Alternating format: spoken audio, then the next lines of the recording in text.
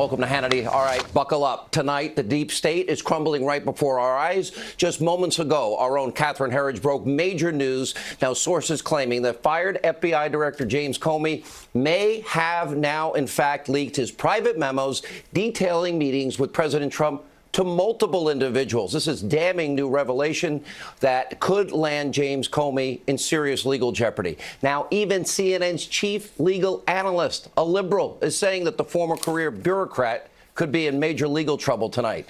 Now, of course, this did not stop Comey from having a huge, big, boozy book party with some of his friends in the media. I guess my invitation got lost in the mail.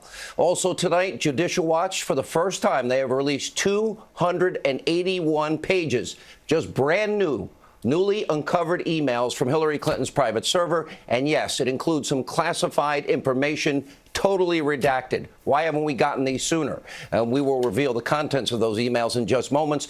Now get ready. It's going to make your blood boil. Also, the president is getting some very public, enthusiastic praise from one of America's most iconic rappers, Kanye West. Now we're going to bring you the latest from his glowing endorsement of the president. This story will blow you away. It's amazing. And CNN's Trump-hating fake news reporter and liberal activist Jim Acosta has completely gone off the rails. We've got the tape, and we are currently awaiting this hour, could happen any minute, from the Justice Department, new missing text messages from FBI lovebirds Peter Strzok and Lisa Page. We'll bring them to you as soon as we get them. But first, time for tonight's breaking news opening monologue.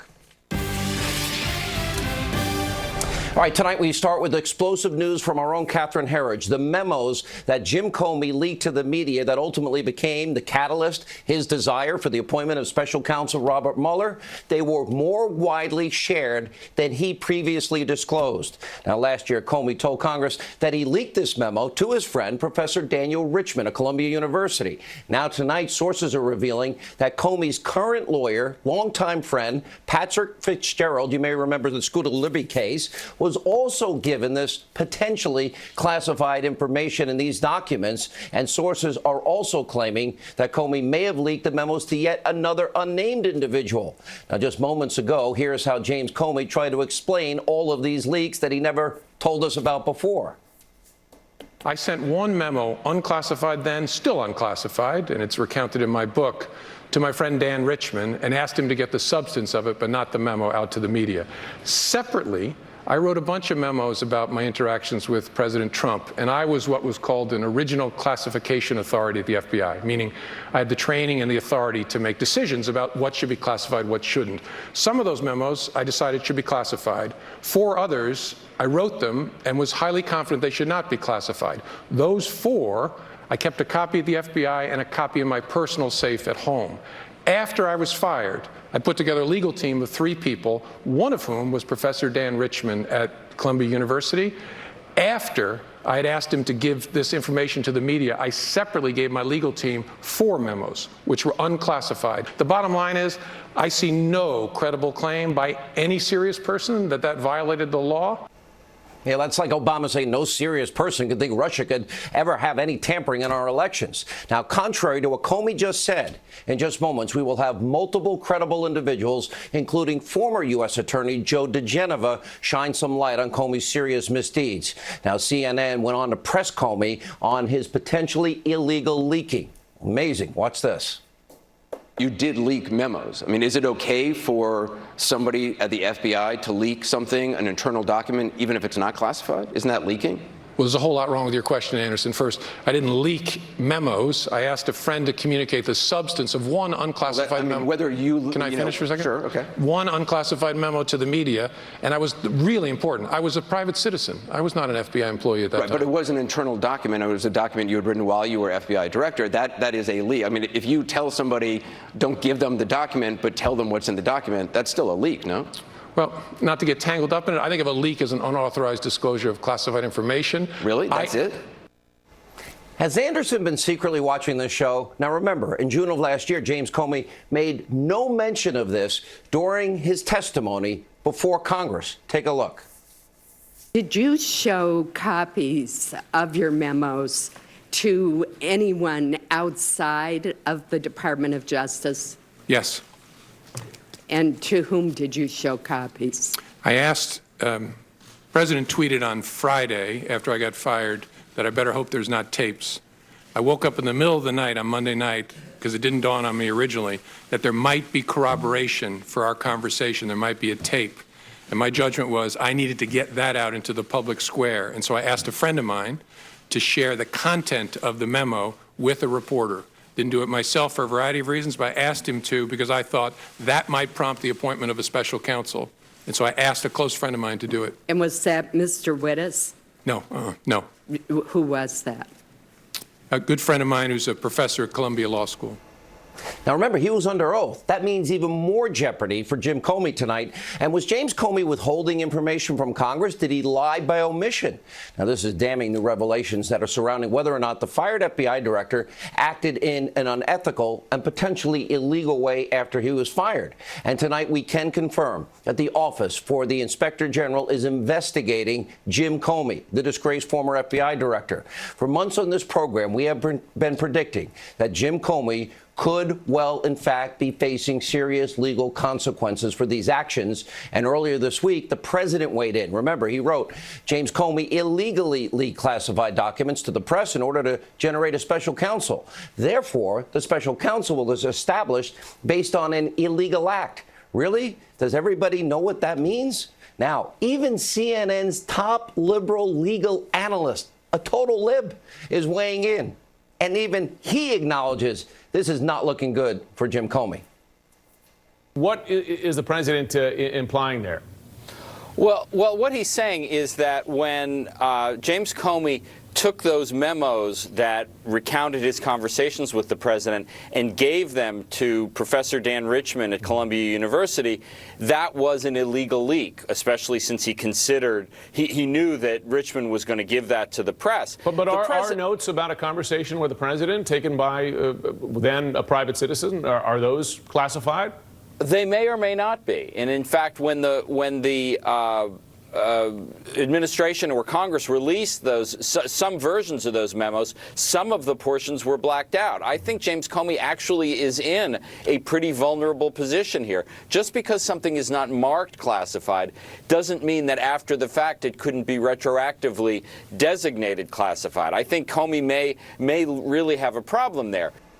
Yeah, he may have a problem. Now, this potential legal jeopardy is not stopping Comey from living it up. Now, cashing in on his newfound fame and fortune, the Trump-hating former FBI director threw himself a big party at what is called the Newseum in Washington, D.C., an appropriate venue given that many of Comey's honored guests hailed from the mainstream media.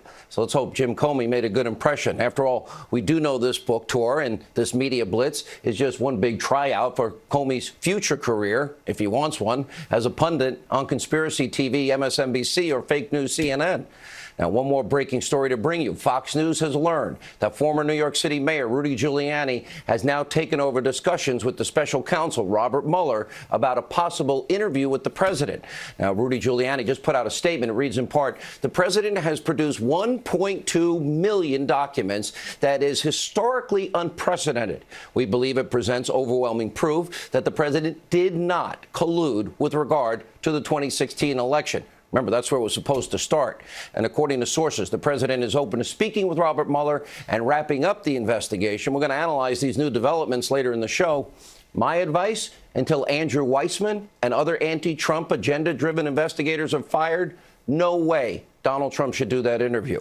Now, remember, Weissman, described by the New York Times as Mueller's pit bull. He withheld exculpatory evidence multiple times, had several high-profile convictions overturned on appeal, but not before ruining the lives of tens of thousands of people, and especially at Anderson County. All right, now we turn to another major breaking story. Judicial Watch tonight has released hundreds of pages, brand new, for the first time, unearthed emails from Hillary Clinton's illicit email server. Why did it take this long? How is it possible Hillary Clinton was not charged with mishandling classified information because some of the new emails show these emails were classified? Now, we know Clinton's server was likely hacked by multiple foreign governments, and now multiple uncovered emails tonight contain information so sensitive and classified they were totally redacted, including this email exchange between Prime Minister Tony Blair, Clinton, and other State Department officials entitled Mideast Peace. Now, next, there was another completely redacted email. In this document, even the recipients were removed. The title of the email was, quote, plan. And other uncovered emails also revealed some pretty damning evidence that the Clinton State Department was, in fact, actively colluding with the Clinton Foundation and the Clintons' constant obsessive money-making schemes. In one particularly disturbing email, a Clinton campaign official retrieved a request in 2010 asking for advice how to get through to Bill Clinton about big money offer to speak abroad. Was it Russia? Where was it? Now, the email was promptly forwarded to a State Department employee and even Uma Abedin herself. Now, of course, this was during Hillary Clinton's time when she was the Secretary of State. Now, remember, the case of Christian Saucier. Remember that Navy sailor recently pardoned by President Trump, but only after he was forced to spend time in jail, sentenced to a year in jail for mishandling 6 pictures he was proud of because he worked inside a U.S. submarine? Meanwhile, Hillary Clinton is mishandling top-secret emails from world leaders. Nothing. And by the way, this new release only accounts for a couple of hundred emails. Where's the 33,000 that she deleted and acid washed and had devices beaten up with hammers? Now, the Clintons really want us to believe foreign entities didn't use the foundation to influence a sitting Secretary of State, millions of dollars. And we're going to get back to these almost unbelievable discoveries. Tom Fitton of Judicial Watch is here. But first, it is a new political landscape in America. Famed rapper, fashion designer Kanye West has now issued a very glowing endorsement of President Trump. He took to Twitter, telling his millions of Twitter followers, quote, "You don't have to agree with Trump, but the mob can't make me not love him." Now, we are both dragon energy. He is my brother. I love everyone. I don't agree with everything anyone does. Well, that's what makes us individuals, and we have the right to independent thought. And Kanye West even posted a picture of himself wearing a Make America Great Again hat, driving liberals on social media totally insane tonight. And get this, Kanye is even slamming former President Obama for his utter failure in the former president's own hometown of Chicago, writing, quote, "Obama was in office for 8 years and nothing in Chicago changed."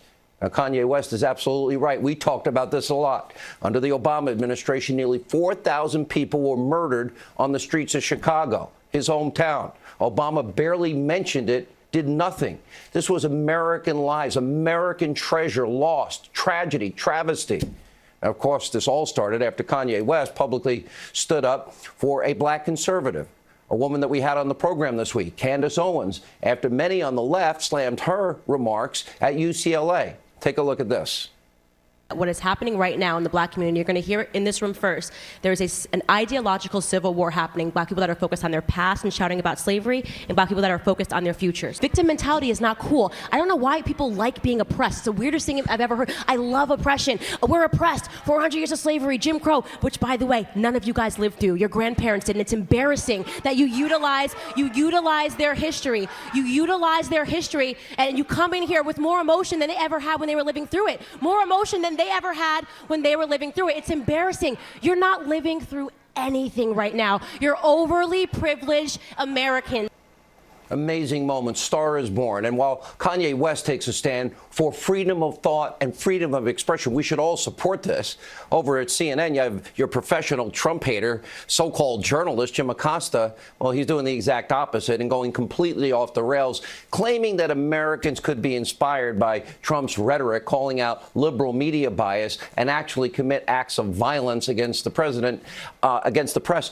Does he not remember Madonna's remarks about desiring and dreaming of blowing up the White House or the severed head or any of the other instances in the anthrax scare? Watch this.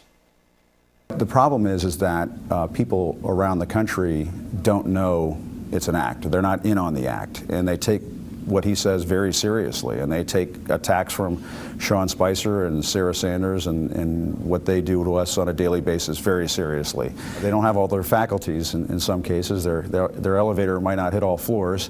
My concern is that that a journalist is going to be hurt one of these days. Somebody's going to get hurt, and at that point, you know, the White House, the President of the United States, they're going to have to take a hard look in the mirror and ask themselves whether or not they played a role in this. How many threats against the president? How many? Who talks about blowing up the White House, putting up severed heads as a joke? Now, we have known for some time that Jim Acosta lives in a paranoid anti-Trump state of delusion. Now, some call it Trump derangement syndrome, but Jim Acosta and his friends and the fake news media, they need to wake up. President Trump is not the source of all of your problems. And to complain that his honest discussion about the state of the media in this country is going to incite violence, that is a step too far and patently, frankly, absurd. All right, joining us now, former U.S.